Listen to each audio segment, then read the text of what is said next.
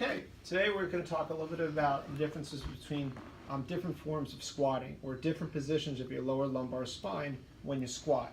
A lot of people in the gym, you'll see them kind of flexing forward if they don't have good form. We're going to show the differences between good and bad form, and also understand the differences, the amount of pressure on your back when you have those differences in position. So we're going to show this a little bit first. So we're going to have Yanel come over here.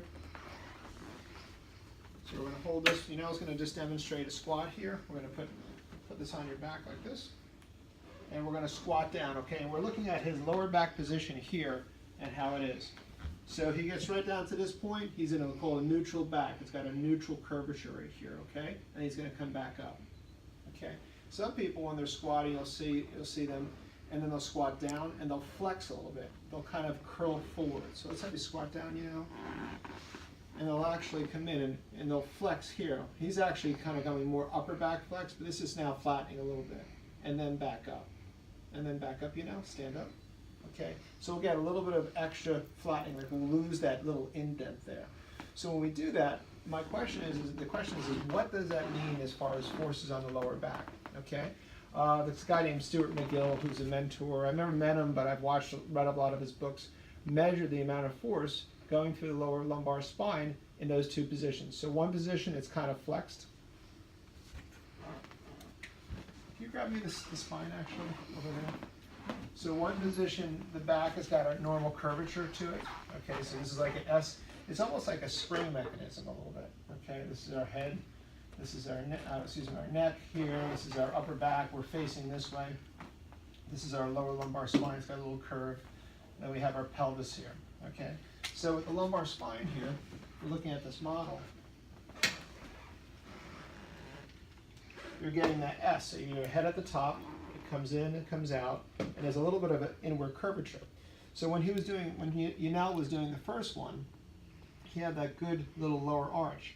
When he squatted the second time, he was slightly flexed, and this back was flattened.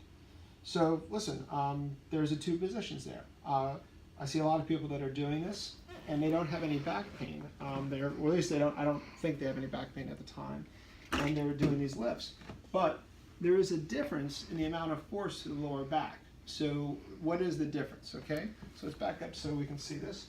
So they measured the difference in force here, and they said when you had a neutral back, when Yanel was coming down, he was keeping a curve, compared to a flattened back, where he's coming forward and he's flattening through here. What are the difference between the forces, okay? So the first one, they measured the lumbar spine, it was 200 newtons, and then in the other position there is 1900 newtons.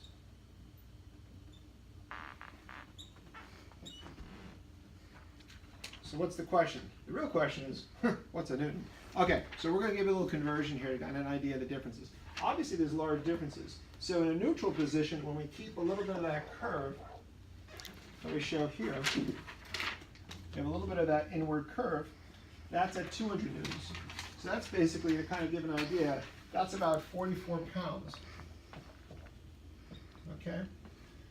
1900 newtons, that force goes up to 418 pounds. So that's the extra amount of load when you're slightly flexed forward. Is this a guarantee that you're going to hurt yourself?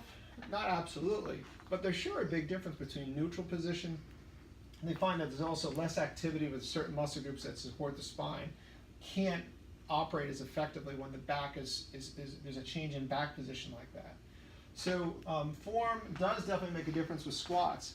Can you do it? Yes. The big question is that over time, if you practice doing it that way, you may actually develop the musculature to still compensate and tolerate the extra load being in that flexed position. I kind of go, let's go and hedge our bet. Let's try, and if we're going to lift these weights, why don't we decrease the amount of force through the back? We're still getting muscle activation. Why don't we do that and be a little safer, especially if you're trying to do some of your max, your heavier lifts, your shorter, your lower repetition lifts, like your 4 to 6, 8 repetitions. Let's be more careful. Let's try and keep that back position. It's hard to see sometimes. It's kind of hard to see in yourself, like, where's my back position when I'm doing this? So sometimes you have to get, a friend of yours, maybe take a video from the side to see if your back's correct, get some cueing from a personal trainer, physical therapist, just to help you as far as how are you positioned. You may not notice that your position's off, okay? So definitely look at that, especially if you're having trouble in that area. Like I said, I'm not guaranteeing that you're gonna have pain or back problems. I'm just saying it's a lot more force. Why don't we try and keep something mechanically, have a better advantage in this back position, and hopefully decrease the chance of having a back problem. I hate to have someone that's exercising all of a sudden have to stop because they're starting to develop some back problems. I love squats, okay? I have a lot of my patients that do squats that have lower back problems. I want to learn how they can do a squat. In some of my other videos, I also talk about squat is like getting out of a chair. A good squat, you can exert more power.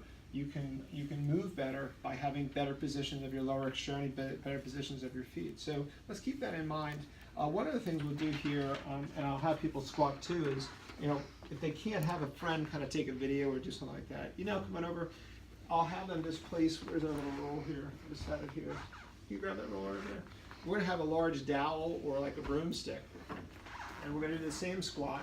So let's turn around. Let's have you face that way. You're going to squat down.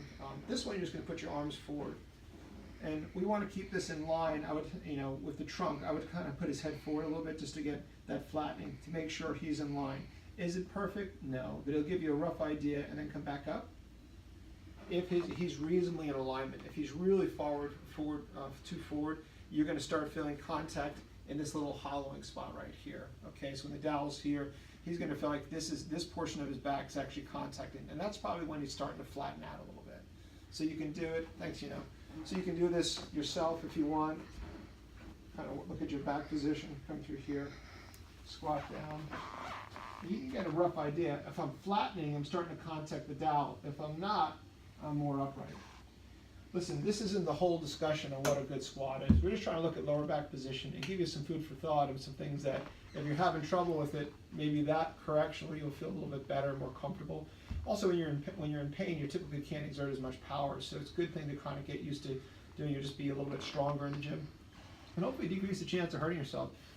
There are other aspects of a squat that can affect your ability to do it well, and we can talk about that in other videos. Hope that helped you out. Have a great day.